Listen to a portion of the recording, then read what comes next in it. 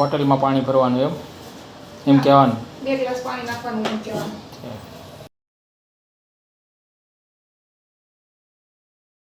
નજીક તો થોડું ન્યાથી ના, એ બરોબર છે, તું બોલ.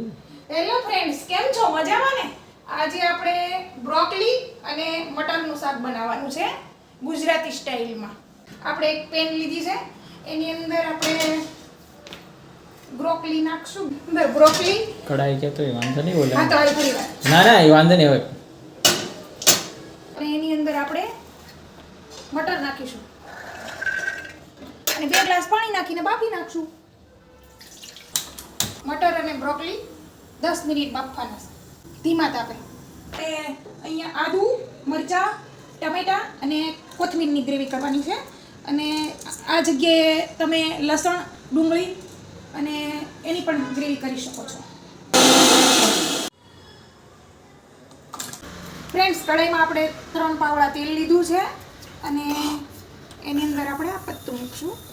3 પાવડા. આપણી બ્રોકોલી અને મટર બફાઈ ગયા છે, એકદમ રેડી થઈ ગયા છે બફાઈને, અને ગ્રેવી બી તૈયાર થઈ ગઈ છે. તો ચાલો આપણે એને વઘાર માટે આપણે હવે જીરાથી વઘાર કરશું. ચમકારો બોલતું.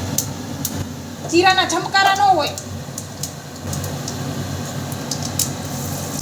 હિંગ,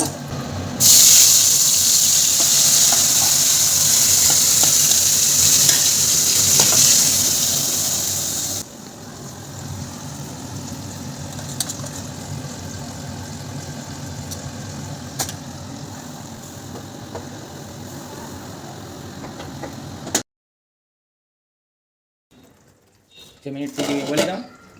7-8 મિનિટમાં આપણી ગ્રેવી રેડી થઈ ગઈ છે. આપણે હવે એમાં બ્રોકોલી અને મટર નાખીશું. આપણે મિક્સ કરી દીધી છે ગ્રેવી અને બ્રોકોલી. હવે આપણે એમાં થોડું પાણી નાખી અને ચડવા દઈશું.